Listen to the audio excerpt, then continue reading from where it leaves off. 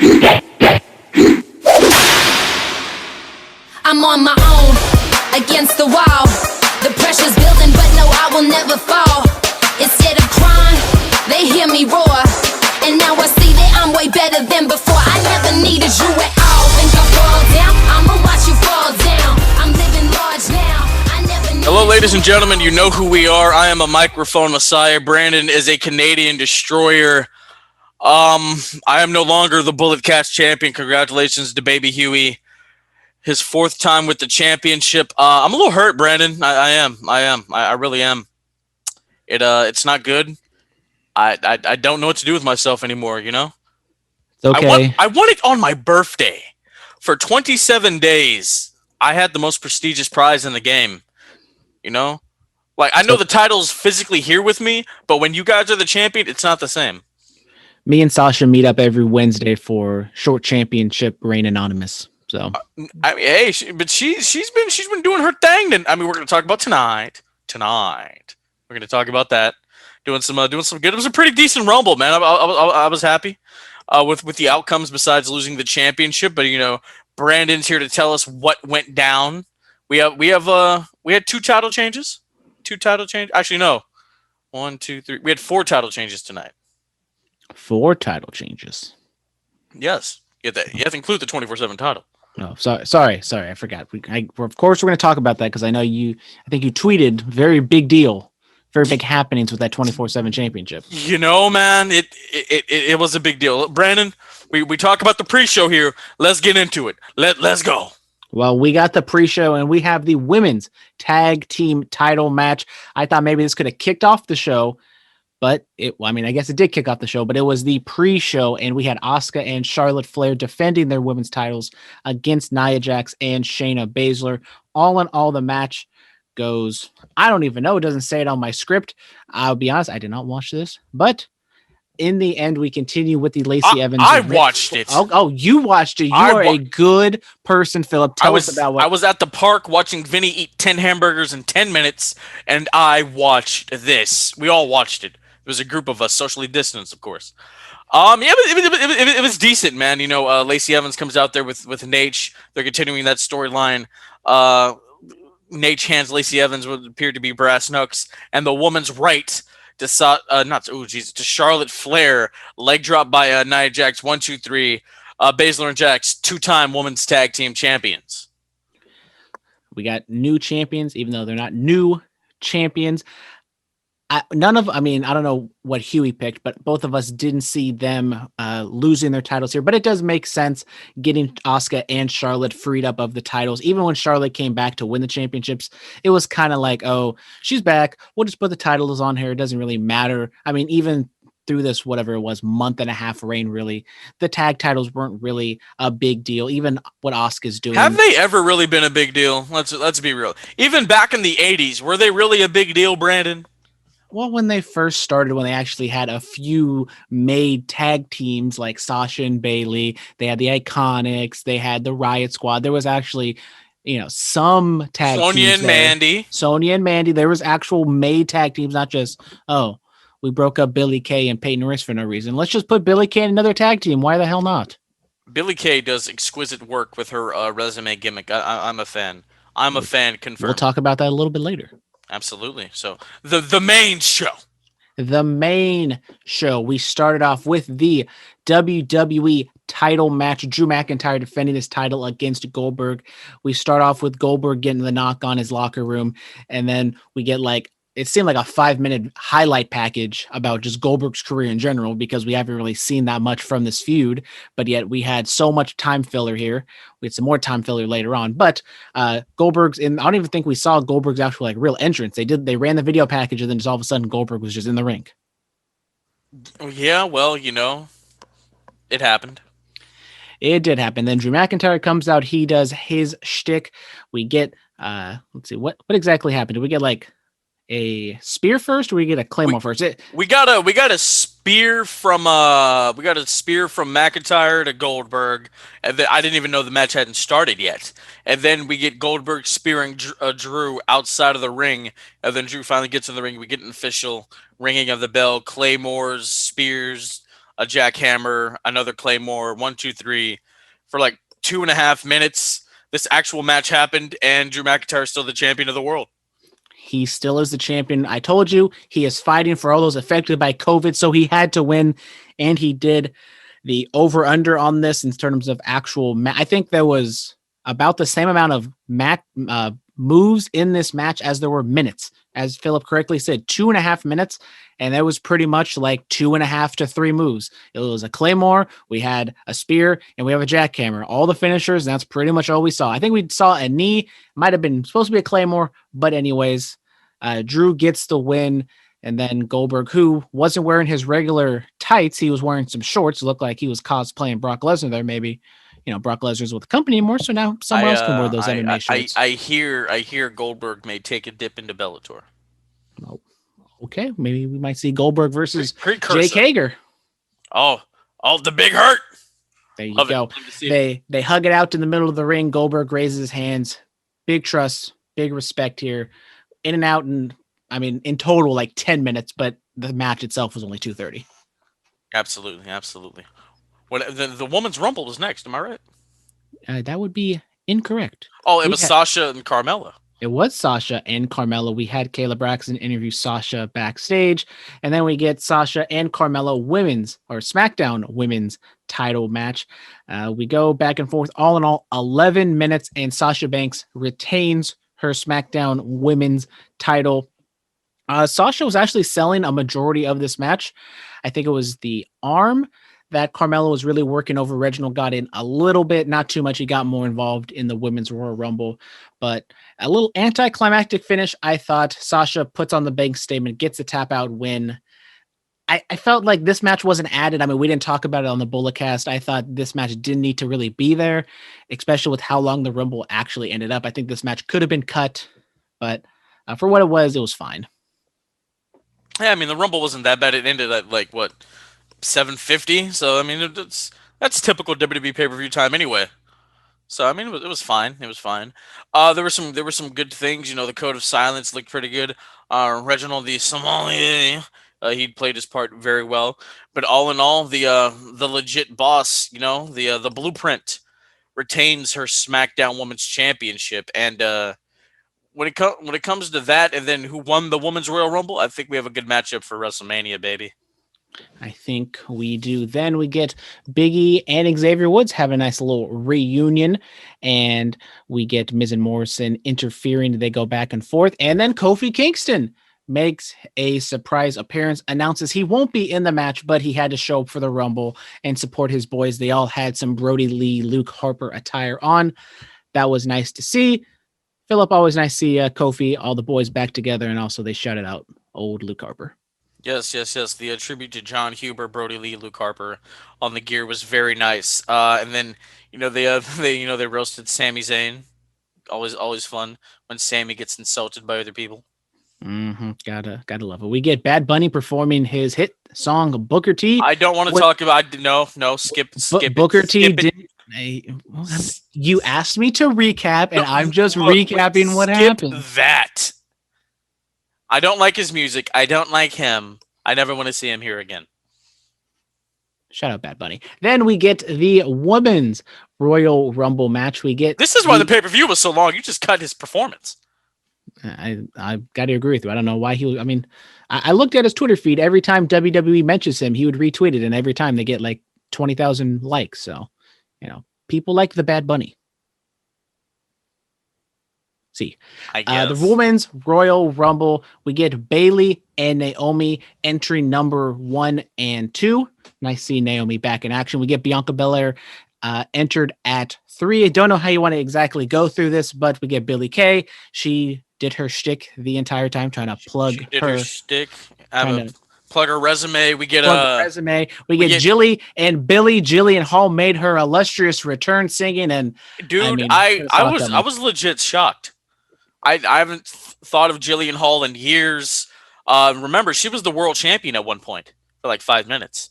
That was interesting to see her. I popped for Victoria. Victoria made a return. I've been waiting for it. I have. Now we just put her in the Hall of Fame, and all will be right in the world. That's all I want. That's really all I want. I heard I ain't the lady to mess with. I'm like, oh, Oh, we could cuss. I was like, oh shit, that's my dog. I thought it was great. I thought it was awesome, man. What else happened in this Rumble? Rhea Ripley had a blockbuster performance. You know, the tie with her and Charlotte. Sorry, you have Lacey Evans coming in the robe that Charlotte wore down to the. Charlotte with the gear change too. She wore gold on the pre-show, and then she wore purple on the main card. That's queen shit, bruh. You got to switch it up. Bow down. Shotzi came out at 5, and she honestly didn't do too much. She shot her little thing at a Billy, and then she was eliminated, and then she was the only one eliminated until like she entered at 5. I think maybe until like 12 or 13, 15. Yeah, she wasn't there for a while. Bailey was number 1. We got to remember that. Bailey and Shotzi going at it. So San Jose versus Oakland for a little bit in the Rumble. Toni Storm entered at number 7. She was there. She had a couple spots, but she wasn't really a focal point, as you said. Rhea Ripley, she was in the last 2 with her and Bianca Belair. She definitely was one of the ones that stood out there. We had Santana Garrett just kind of randomly make an appearance. Tori Wilson made a return. Love seeing Tori Wilson. She looks better now than she did back then. You know, she's one of my favorites. The 2003 Playboy cover girl. There you go. WWE Hall of Famer.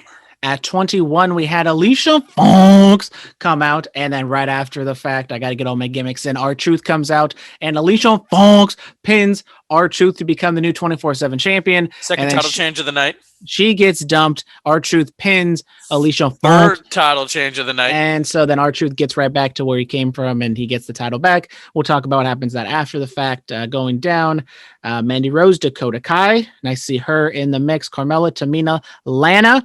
Lana comes out. She looks a little scared, but she ends up eliminating Nia Jax. You say Lana? Don't you mean Lana? Lana? Hey, when she came out, I was like, bro, what if this happens? I started thinking the boyhood dream was going to come true. To where I was retain my championship. Lana was one of those ones where it's like, doesn't make a whole lot of sense, but I could see them doing something like that. At 27, lucky 27, Alexa Bliss, just regular happy-go-lucky Alexa Bliss. She gets a little bit of something in the middle, and then she gets all dark, kind of some of the lights cut out, and then she just stands there in the middle of the ring. We think we're going to get a transformation, and then Rhea Ripley just dumps her ass out of the ring. Yeah, that did happen. I thought that was great. We didn't have to waste time with that. What else happened? What else happened? Nothing spooky whatsoever. We didn't even see the Fiend. I didn't think that was like something that was going to happen. I'm Orton being at 1 or 2. I thought we were going to get something. Yeah, me too. I'm kind of glad that we didn't see the Fiend, because it just makes his eventual return even more grandiose. Keep going with the women's rumble though, Brandon. We get Ember Moon 28, Nia Jax 29, and then Natalya, which was announced on Backstage at 30. They go back and forth. We already talked about the whole thing. Nia Jax tosses out Shayna Baszler, so possibly setting up a little feud there. Even though they're tag team champions, Lana dumps Nia Jax. We go back and forth for a little bit, and then we get Rhea Ripley and Bianca Belair, the last 2 in the Women's Rumble. 2 favorites, my 2 picks. So regardless, I was going to get the Rumble match right. But in the end, they go back and forth. I thought there was a lot of good reversals, some believable near falls, and Bianca Belair dumps Rhea over the top rope, gets the win. So after a strong performance in 2020, Bianca follows it up with a win in 2021. Dude, I popped, man. I was so happy for her. She's worked her ass off for this. The EST of WWE is going to the granddaddy of them all. And look, this is the money match I was talking about on the Bulletcast on Thursday. The Boss versus the EST. I mean, the Best versus the Blueprint. Let's do this. Sasha versus Bianca at WrestleMania. Give them 15 to 20 minutes. Put the title on Bianca. Let's have a sort of passing of the torch moment. I'm happy for it. I'm all in. Rhea Ripley, she had an awesome performance. The back and forth, a little bit of a match between the two, kind of like Undertaker and Shawn back in 07, man. It was really good. I think Bianca Belair is the first person to win from the number 3 spot. Am I correct? I don't know if it might be true, because I remember in the men's rumble, they said, the number 3 is the most unlucky position because in terms of average, let me look that likely. But yet Bianca Belair in the match before won at the number 3 spot. Let's look that up. Women or people who have won the Royal Rumble from number 3. Let's look it up, ladies and gentlemen. I need to know. Let's see. Only 5 men have won from the starting of one of the Royal Rumble. Uh, Because if you're going to be at 3, you might as well just put him at either 1 or 2, right? yeah, she's the first person. I'm looking at it. She's the first person in history to win from the number 3 spot. So that's impressive. She That's didn't go, post to post, but we got 2 long-term survivors in the Royal Rumble. So good to see there. Kayla Braxton interviews Bianca Belair actually mid-ring. no. I'm sorry. I scratched that. She's the second person to win from number 3. Well, who else won a number 3? Who won the '92 Rumble? That would be Mr. Richard Flair. Yes, absolutely. So she's the second. I mean, she's in good company though. Like the greatest of all time won from the number 3 spot. So I mean, come on. After the promo from Bianca Belair, Miz and Morrison knocked on Bad Bunny's door. They went back and forth, and Booker T scared Miz and Morrison from behind and told them, "Tell me you did not just say that, sucker." Then we move on to the kickoff panel where they kind of talk about their thoughts. I have no idea. I mean, we know why they did this because in the end, R-Truth crashes the scene. Peter Rosenberg with the most athletic thing you'll see on this show. Yes. With the roll up on R-Truth, and he is your new 24/7 champion. Look, man, I've been a peckerhead. That's what we call ourselves when we were fans of the Mage One, Peter Rosenberg. If it wasn't for Rosenberg and Sam Roberts, those guys, I wouldn't be doing this podcast right now, man. Shout out to Pete. He and I were champs for a few minutes in the same night. That's cool. That's what's up. I'm happy for him. I'm happy for him. I put it out on Twitter. I'm a Rosenberg mark. I can't wait for Cheap Heat on Thursday or Wednesday to hear him talk about this. I can't wait for Hot 97 to listen to Ebro and Laura Styles talk about Rosenberg's awesome win. He did this for us. He did this for his fans. I'm so happy, man. Are you going to start listening to Peter Rosenberg now? He's won a championship in WWE. I mean, come on. Wade Keller hasn't done that. Good for him. You know what, Philip? I actually listened to a Royal Rumble preview with Wade Keller and Sam Roberts. So there you go. And I quite enjoyed it. But I'm talking about Peter Rosenberg. I know, but Sam Roberts also your boy, and I'm trying to put you boys over here. He is one of my boys. He is one of my boys. Now you have to listen to Peter Rosenberg. You know what? Listen to one. Like if it drops on Wednesday, I'll tell you. Listen to it, and we'll talk about it on Thursday. How does that sound? All right, that's my homework assignment. There we go. The 4th match is Roman Reigns with Paul Heyman taking on Kevin Owens for the Universal title match. It is a last man standing match. I was wondering if maybe they were going to try to emulate the famous Royal Rumble I Quit match with The Rock and Mankind. They did a little bit. We saw a handcuff, which definitely played into the finish of this match, but they spent a little bit of time in the ring, but for the most part, they fought all throughout Tropicana Field, went up into the fans. KO takes a big old table bump similar to what he did a few weeks back on SmackDown. They go to the back. For some reason, there's just a spray painted table, another table bump. We get a forklift. We get some other shenanigans. Bring it back onto the stage, and Roman introduces some handcuffs. KO switches it up on him, handcuffs Roman to, I don't know, some sort of pole, some scaffolding type thing. And Roman is almost going to lose, takes the referee and shoves him into the metal barricade or whatever. We get Paul Heyman trying to make the save with the keys, but unfortunately, Paul Heyman does not know how to work a pair of keys or didn't know which key was which. And that just killed all momentum this match had. In the end, Roman Reigns does get the win after Paul Heyman frees him with the chokehold. KO goes limp. He is KO'd. See what I did there? And Roman continues to be the Universal Champion. Well, you see a couple things here. The golf cart spot, it was better than the Sammy Guevara one. I'm going to say that right now. I love the inner circle, but I'm sorry. I mean, Kevin Owens went through the damn glass on the thing, or the plexiglass. That was cool. The forklift spot was cool. The key, look, man, it was a high pressure situation. It was, you didn't know what you were gonna do. You didn't know what was gonna happen. And for all honesty, we don't know. We didn't see Kevin Owens for quite a little bit. So he could have been like on his back or laying down or whatever. And I mean, Roman getting rid of the ref the way he did, that's fine. But it was important that Roman Reigns stay the Universal Champion. Do you know why, Brandon? Why is that? Why, when he became the head of the table, what did he say? If he's not in charge, who doesn't eat? His family. Now we've gotten to the point where if Roman's not at the head of the table, of the WWE table, none of the wrestlers and employees eat. Now we're moving into the fact that where the fans don't get to eat. I need Roman to be at the head of the table so I can have my meals, bro. So I can have my steaks and my shakes and my spinach and my Chinese food every once in a while. That's why this had to happen. He choked him out. Good. I'm done with Kevin Owens. Let's move on. Let's move on. The match clocks in at around 25 minutes. I thought it was a really good match. Sorry, but no main event Jey Uso. I thought even he was going to be in the Royal Rumble.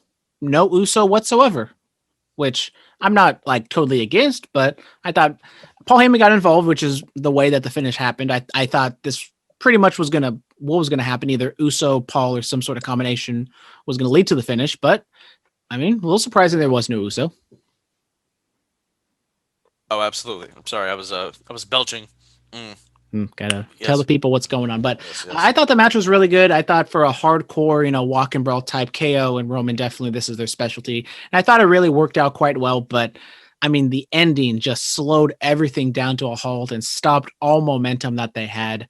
And it kind of sucks that that's the way the match had to end, because I thought they were working really hard and they were definitely getting, I'm not saying they were putting on like some 7-star classic in the Tokyo Dome, but I mean, it was still really good. And then just the ending just really messed it all up. It's all right. It's all right. Maybe he should just came out with bolt cutters and that would have sped it up, I mean, I would have thought that you would have at least run through that set, that spot before the show started, but apparently not, because at first he tried to get the non-Roman handcuff, and he was having some difficulty putting it in the hole, and then he tried to get it onto the Roman handcuff, and I don't know what was going on there. I don't know. Bolt cutters, guys, from now on, just make it real quick. Make it real quick. You know what I mean? Yep. Then we move on to what? No, I'm sorry, but I mean, like Roman, like basically got to his feet, but like while he was still handcuffed. So why didn't he just do that before? I don't know. It was definitely really awkward, but that's what happened in the match. It is what it is, baby. Yeah, the men's Royal Rumble match. It was announced on WWE Backstage that Randy Orton was going to come out number 1 and Edge was going to come out number 2. But what actually happened is Edge came out number 1 and Randy Orton came out number 2. I'm just going to jump all the way to the finish real quick. Edge wins the Royal Rumble. Philip, my conspiracy theory is that maybe they didn't know who was actually going to win, but then they figured Edge was going to win. So they switched it to make him number 1 so they can continue to, quote unquote, write off Chris Benoit, because it is kind of awkward when they do the whole by the numbers thing and talk about number 1 and they only talk about Shawn Michaels. Now they can include Edge in that conversation. That is a possibility. I mean, Edge. Let me. I have the numbers here. I have speaking of by the numbers, dude. Right. Speaking of by the numbers, do you not care about these numbers? Or I care about the numbers. You care about the numbers. Okay, I'm glad you care about the numbers. Dun, dun, dun, dun. Royal Rumble records. Here we go. So let's see. 1, 2, 3, 4, 5, 6. Edge becomes the 7th man to win 2 Royal Rumbles. Obviously, the others are Hogan, Michaels, Hunter, Batista, Edge, and Orton and John Cena. Edge also and Stone Cold Steve Austin. But Stone Cold, he's won 3. But he's won 2. True. Okay, Edge becomes the 7th man to win only 2 Royal Rumbles. Oh, okay. There we go. I give my boy some dues. All right. I know. I understand. Only 3 men have won from the number 1 spot. And who are those? 1995 is Shawn Michaels. 2004 is Pegasus Kid. 2021, the Rated R Superstar. And you know what's crazy? 11 years ago on this day, Edge won the 2010 Royal Rumble. I think he's the first man in history to win from the number 1 and number 30 spot. That would be the case. John Cena did not enter at number 1. So I'm just kind of thinking of some others. 2000, because the only people that have won from 30 are Triple H, Undertaker, and John Cena. So yeah, there we go. Some history there. Oh wait, no, Edge didn't win from. Hold on, he didn't win from the number 30 spot. My bad. What? He won in 2010. Let me look at the numbers. Let me look at the numbers. I'm Gotta trying. get to the numbers. Got to get to the numbers. I'm trying to find where the year he won. Oh, he won from 20. My bad. My bad. He was entered 29 in the 2010 Royal Rumble. So close. So close. Randy Orton entered at number 2. They get into a brawl before the match even starts. They get into the ring, the match starts. Then they get out of the ring and continue to brawl. Edge hits him with, was it like a DDT or the execution or whatever on the table? He then hits him with a chair in the leg. Randy limps off, and he's just written off for the rest of the Royal Rumble until the very, very end. As we talked about, no Fiend shenanigans with Randy.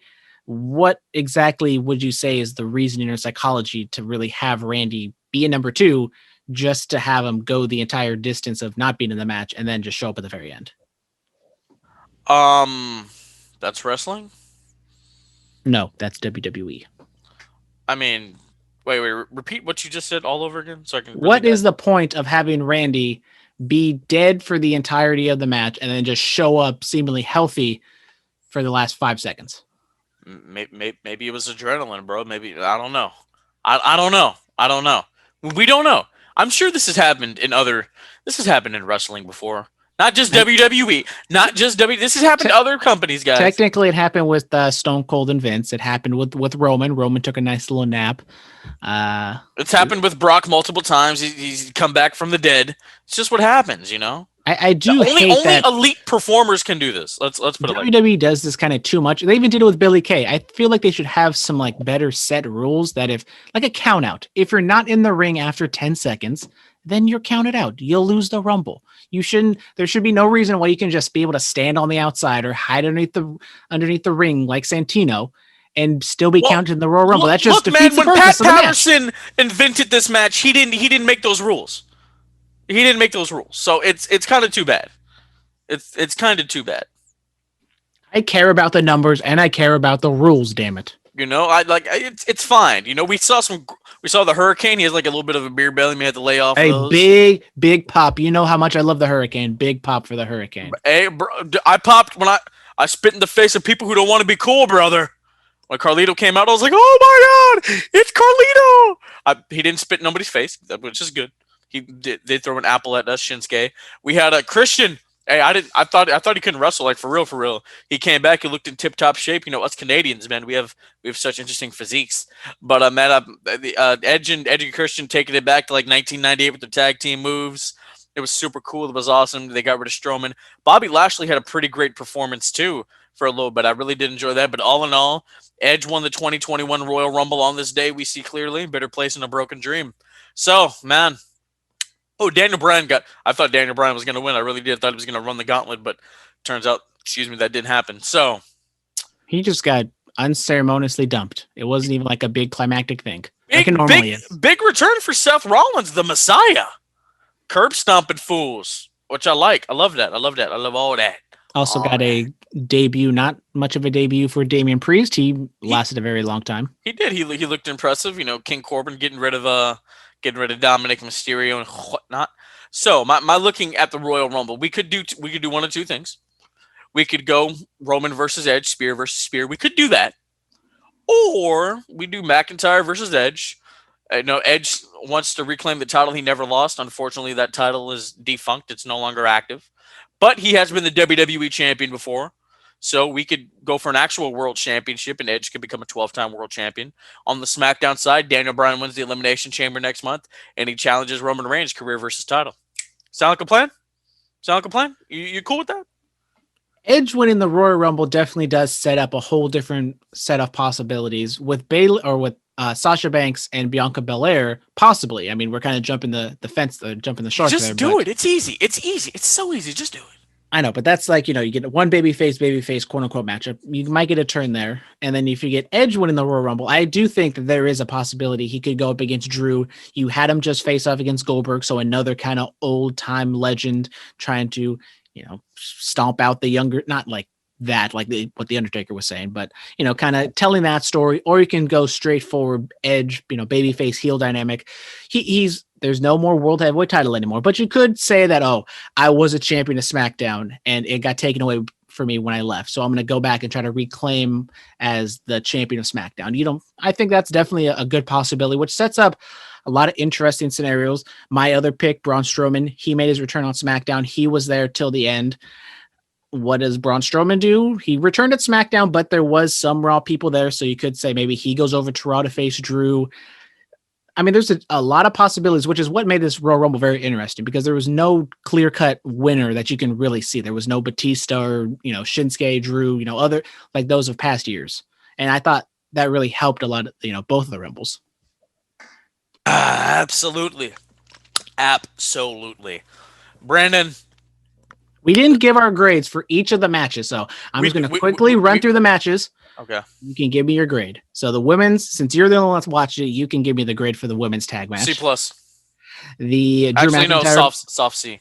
Oh, soft C. Yeah, Drew soft McIntyre and Goldberg. B. Give it a B-. We've seen that kind of match a little too much. All right. Then Sasha Banks and Carmella. Just a B. B-. It didn't need to be there. Yeah. Women's Royal Rumble. Give it a B+ for Bianca Belair. It was great, man. I thought that was cool. I'm going to give it an A-. I thought it was, really well done. The women's match always kind of has more legends and surprises than the men.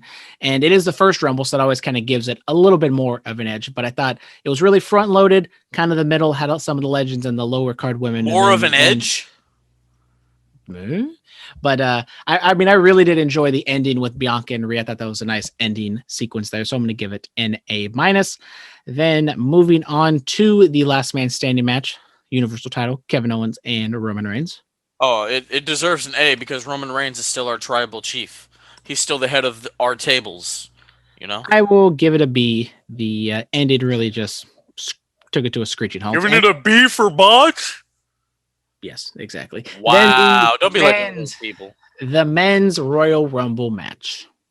Can I give it an R for rated R? Is that even possible? Can we even do that here? Do whatever you want. I don't care. I'll give it an A. It's cool.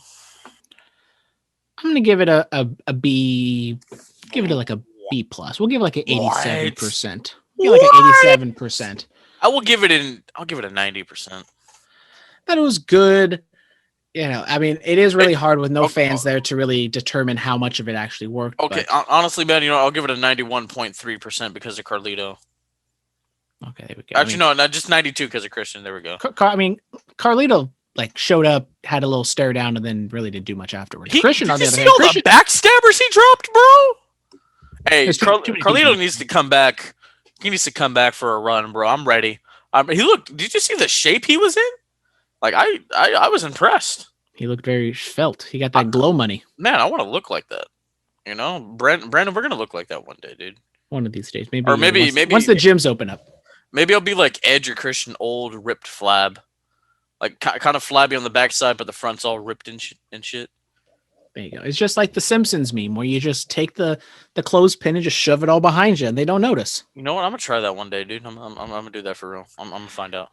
Overall, Philip, what is your grade for the first pay-per-view of WWE in 2021? I'll give it a B. I'll give it a B+. It was good. It was fun.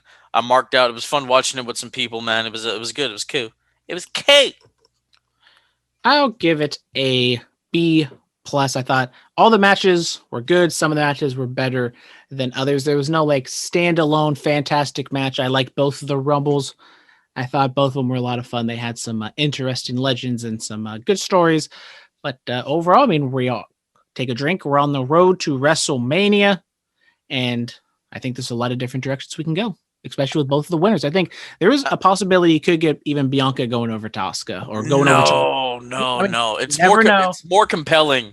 It's more compelling with Sasha and Bianca because Sasha would be like, "Oh, honey, you're not ready for this. I've been on the main stage. You're not ready for this. I've been the champion. I know what it takes. So I'm like, you're the new flavor of the month. You're hot right now, but you won't be in 6 months or after I'm done with you. Something like that, man. I think we could really do something like that. I'm excited for it. I can't wait. Ladies and gentlemen, thank you so much. We are going to be with you on Thursday once again. Congratulations to Baby Huey. He is the new Bullet Cast champion. It's never fun when you lose a championship. Brandon, as you know, it's not fun. It hurts. I know more of it than anybody. I've lost it the most. Like, I was expecting Brady and I to celebrate our victories together, me retaining tonight, him winning the Super Bowl again in 7 days. I was expecting all that to happen. But it's what it is. It's what it is. Thank you guys. Stay clean, stay strong, stay safe, stay quarantined. Diamonds are forever. So is the microphone Messiah. We are officially on the road to WrestleMania.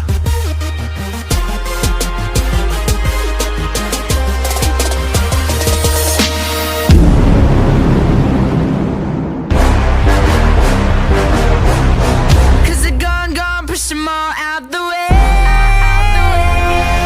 Yes, yes, y'all. So fresh, y'all. Snoop Dogg with Sasha Banks. We're the best, y'all. Make way for the new. What it do? And if you This has been the Bulletcast. Thank you for listening.